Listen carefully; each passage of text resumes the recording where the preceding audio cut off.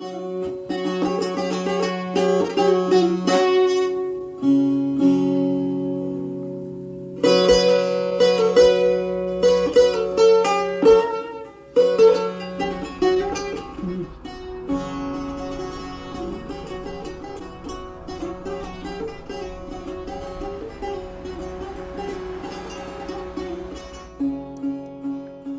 WNYC in New York. I'm John Schaefer. Longtime listeners to this program, New Sounds, know that we've heard a lot of unusual recordings over the years, but this next one is really quite astonishing.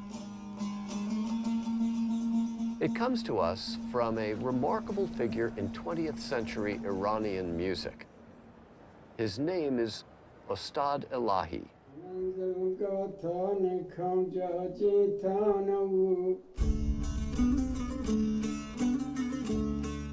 He never played in public. He never played on the radio. He never gave a concert. He was a kind of secret musician. A couple of his pieces were recorded through a door where he didn't even know the tape recorder was on. If we try to describe him in a few words, he was a thinker, a judge, and one of the most remarkable musicians of the 20th century.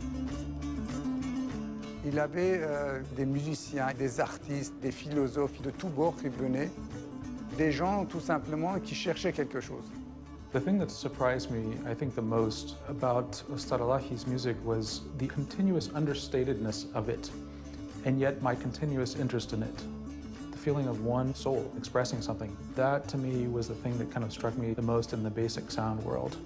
It's not what we would traditionally think of as trance-inducing music, but it doesn't mean it couldn't also invoke a kind of altered state of consciousness. All of these things contribute to the brain's interpretation of what's going on, either conscious or unconscious. What's paradoxical about Ustad İlahi's music is that, on the one hand, it's continuous, not allowing for periods of silence, and yet the effect is to create a great silence within oneself.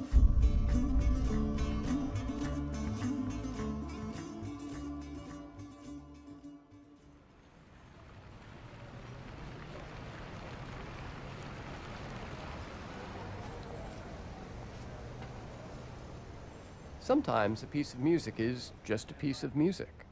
But sometimes a piece of music makes you want to know more. Who wrote this? Where did it come from? What was the intention? And maybe, why do I suddenly feel different than I did a few minutes ago? The music of Ustad İlahi poses these questions to an increasingly wider circle of listeners. So, who was Ustad İlahi? Where did he come from? And how does the music of a man who never made a record or even played a concert spread from the hills of northwest Iran to New York's Metropolitan Museum of Art? To answer that question, we have to go back to 1895 and the small town of Jehoonabad, where Ustad İlahi was born. Jehoonabad is in the heart of the Kurdish hills in northwestern Iran, a place known for its rich spiritual history and deep roots in age-old mystical traditions. Amongst the greatest achievements in the arts in Iran, one can count mystical poetry, illustrations to mystical manuscripts, and also the music. That culture was also rich in science and mathematics. Persian architecture was closely aligned with developments in geometry, algebra, the modern numerical system, early advances in astronomy and medicine all had roots in ancient Persia.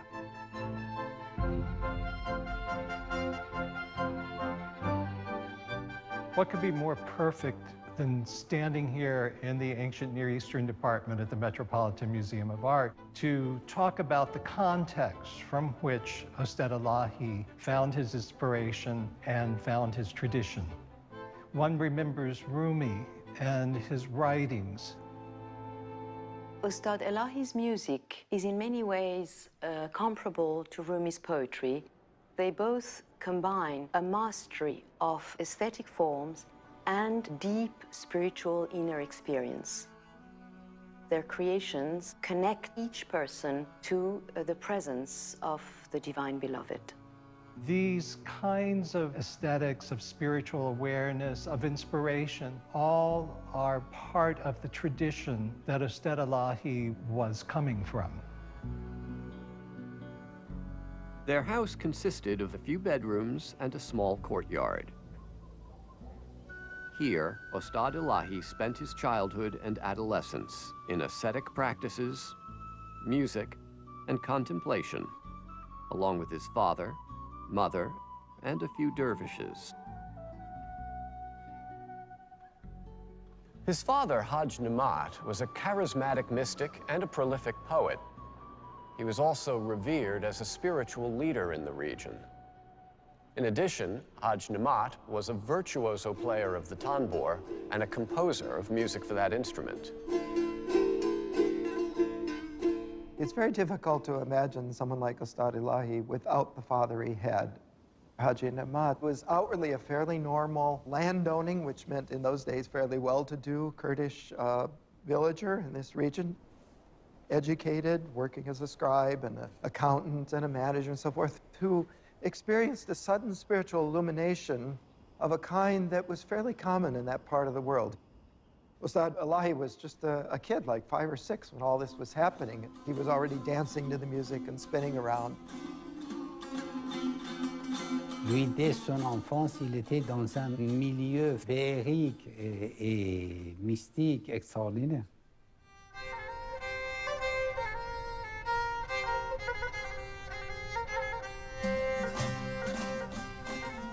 It was an idyllic life. Ustad İlahi recalled what joyous times were those times, what a joyous atmosphere indeed.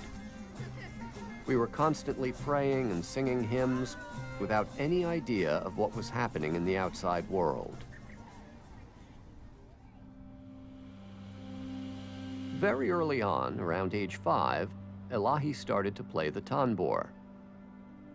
There was no instrument small enough, so his father had a tanbur made for him out of a wooden ladle. It wasn't long before the youngster began to show an extraordinary musical gift. À l'âge de 9 ans, les tambouristes disaient on ne peut plus rien lui apprendre, c'est lui notre maître et on préfère se taire et l'écouter. Donc à 9 ans, il maîtrisait déjà l'instrument. C'est vraiment l'enfant prodige, quoi. He would spend the entire night playing the tanbur, from dusk until dawn. There was no electricity in his village back then, and he said he had to learn how to change the tanbur strings in the dark. His father was a mystic, attracted many people from various regions. And I think he picked up ideas, certainly melodies, perhaps playing techniques that he saw. His father used to tiptoe behind the door, listening to his music. It was the first sign of the uncanny effect that İlahi's music could have on his listeners.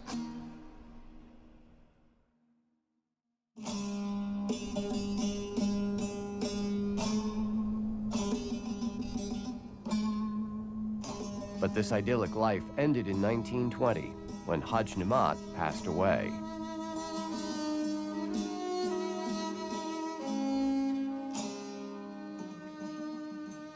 Ustad İlahi later wrote about how difficult it was to lose his father.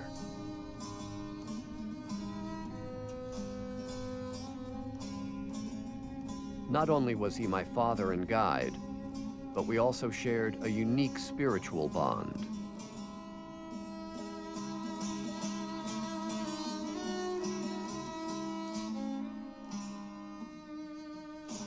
He would inherit his father's lands, his musical instruments and manuscripts, and eventually, his role as a spiritual leader.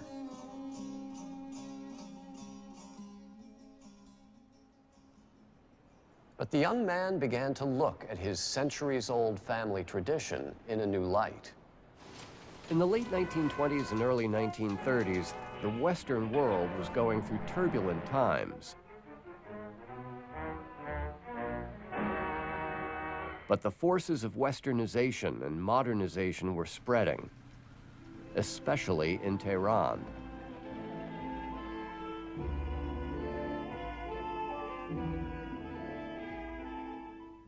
İlahi made several trips to that city during this period, and eventually moved there. İlahi's apparent break with tradition was symbolized by a simple but startling act. Sometime in his 30s, İlahi cut his hair and his beard. He replaced his traditional robes with a Western-style suit. In 1933, he entered the newly formed National School of Jurisprudence. The following year, he embarked on a judicial career that would span some 23 years. He wasn't just a judge. I mean, he was really working in the Ministry of Justice at the time that the nation of Iran was really being created as a modern nation state. So he was involved in sort of in the setting up of a new system of law which would take the place of the local tribal and regional laws and systems all over the country. Reza Shah had just assumed power and was intent on modernizing the country of Iran. It was in a difficult transitional period between its patchwork quilt of feudal systems and tribal laws to something more modern and westernized. Instead of going into sort of spiritual seclusion, he went into kind of another world where nobody would expect him to be a judge, a prosecutor, to be somebody who's out in the legal profession, traveling around the country with enormous responsibilities. The people who knew his father must have been mystified. In many spiritual traditions, there's a notion that the highest form of service and of spiritual devotion takes place not from walling oneself off from the world and becoming an eremtic, but by joining it, by being in the world. In pursuing a live mysticism, one that is in tune with the lives and the psychological and spiritual demands of the people of the time, in that sense, he broke away from tradition and clearly created some antagonism within the environment he was in. Ustad, il disait, la spiritualité, l'éthique, c'est un problème individuel entre soi et la source. He became known as a very fair, very wise magistrate. He was a bit controversial because he didn't constantly side with the landowners, and as a result was moved from place to place throughout Iran. Putting the spiritual and ethical principles he had learned from his father into practice in the real world was a challenge. In fact, İlahi wrote that 1 year in government service had more spiritual value than 12 years of ascetic practice back in Jehunabad. It's a harder path to do that than to become a recluse and really give your whole mind and heart in that way to God or whatever your pursuit is. But to do it at the same time and keep it alive and integrated with real living is actually the ultimate example. There's nowhere where he says there's something wrong with that traditional kind of life that I've read about. He simply says it's not particularly effective. If you compare it to a life spent in society with the challenges of society, that you're going to learn a lot more from trying to keep an even spiritual keel, from trying to keep a balanced spiritual life while you're participating in society than you will if you spend it in a life withdrawn from all the temptations and challenges of social life.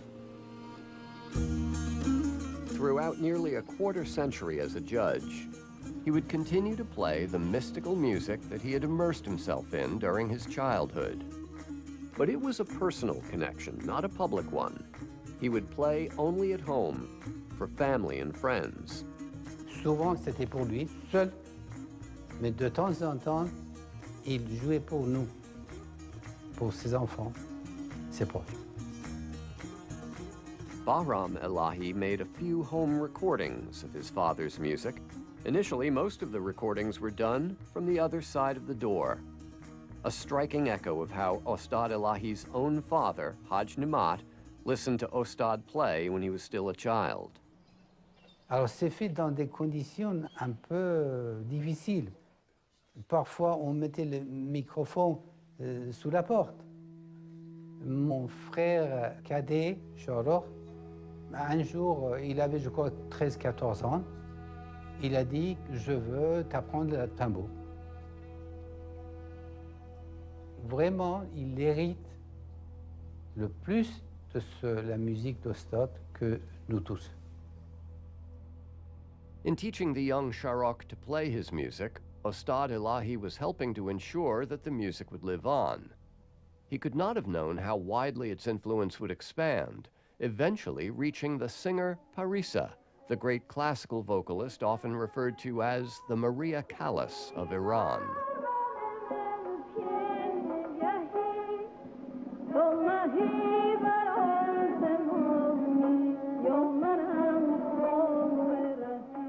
همیشه فکر میکردم که دیگه واقعا کسی خواهد بود که اینجوری تنبور بزنه و این موسیقی رو به گوش نسل‌های بعدی برسونه و به نظرم میومد که شاید غیر ممکن باشه.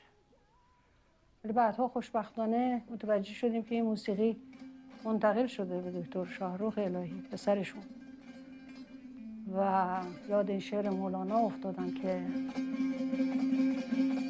چون که گل رفت و گلستان شد خراب بوی گل را از که جوییم از گلاب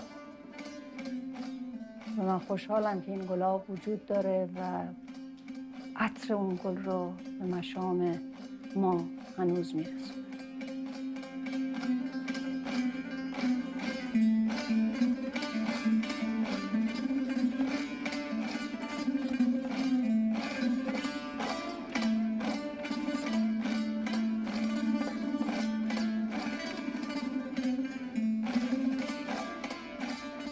When the roses are gone and the garden is ruined, where do you find the perfume of the rose?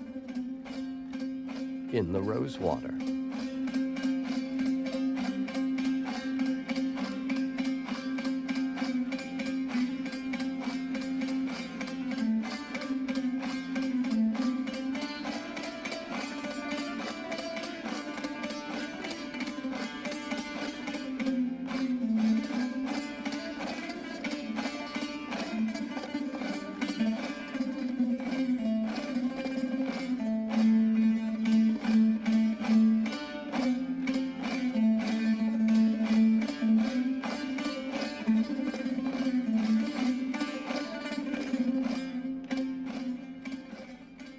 The tambour is a very old instrument, going back to at least 5,000 years ago in Mesopotamia. It's a simple instrument, but it's a powerful instrument and actually is, in a way, an icon of being sacred. This 19th century tambour belonged to Ûstad İlahi's father, Haj Nemat. The instrument's face is in need of repair.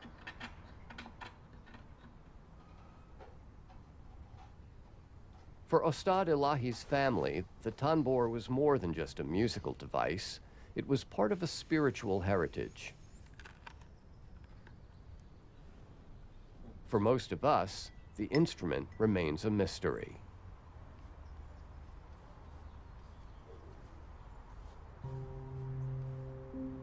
Although the tambour is an unfamiliar instrument, I think there's elements of İlahi's passionate approach that we can understand pretty fast. We can connect with that.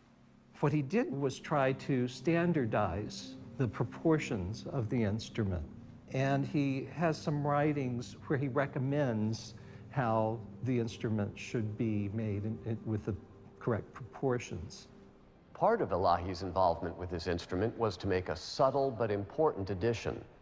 The traditional tambour had two strings, one for the drone and one for the melody. İlahi added an extra string and detuned it slightly from its twin. And this slight difference of pitch creates beating tones between the two strings. There's a whole harmonic architecture. He can use these two strings together or separately and actually finger them. And the other string singly that also can be fingered with the thumb, which is one of his innovations. Mon père, c'était le premier à utiliser les 5 doigts pour avoir dissonance et surtout l'effet polyphonique. Not just the phrasing, but the rhythmic structures are kind of quite sophisticated. They're repeating each other very asymmetrically and coming to rests in moments which you don't necessarily expect.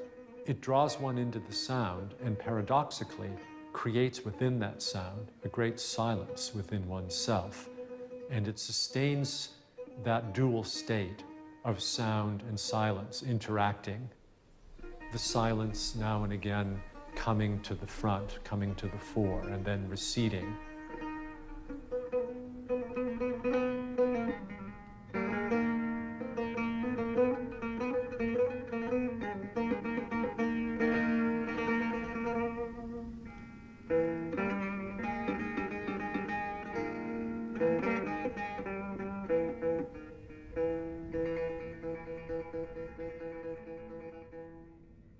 This recording of Ûstad İlahi has very little actual silence in it. But in the field of psychoacoustics, which studies how sound affects the brain, Ûstad İlahi's music has attracted a fair amount of attention, both for its ability to suggest silence while playing continuously, and for its unusual sound, which is far richer than you might expect from such a simple instrument. I was fascinated by the harmonic structure of the sound and by the complexity of the sound, given that it was all produced by one man and one tambour. It was absolutely fascinating to me. So after a little bit of listening, I actually went into the studio and did a spectral analysis of the music. And that's the technology that we use to look at sound in real time. And as we spectrally analyzed the music of Ûstad İlahi, we saw very similar properties to that of Mozart and of Haydn.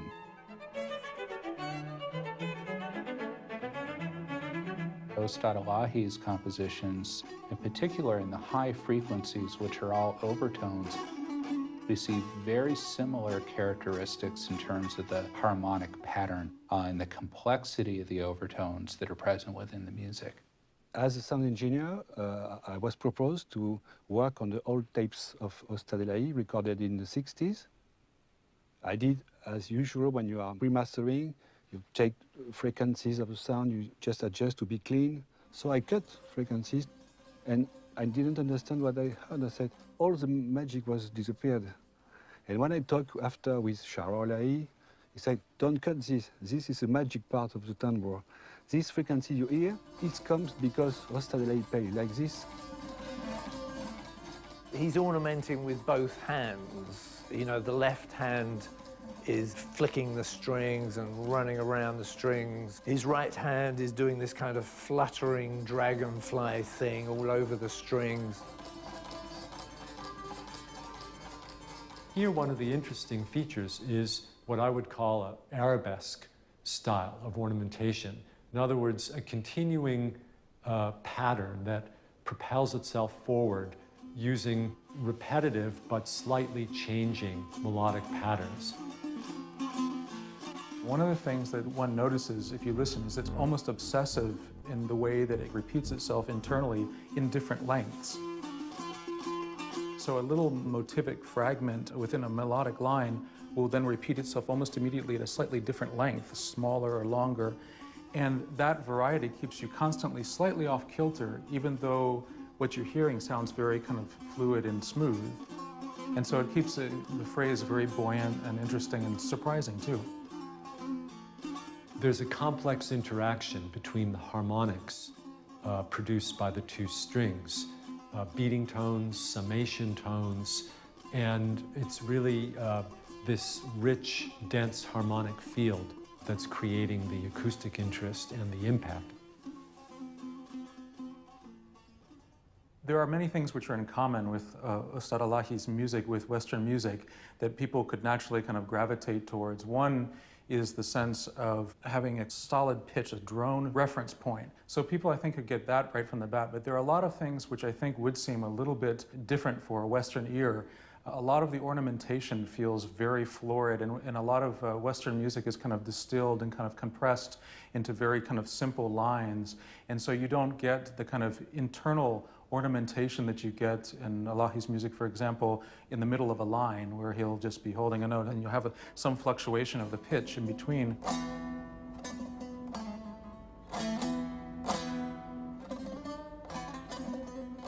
a lot of the endings of the phrases kind of fall off, you know, and they have almost kind of a sigh.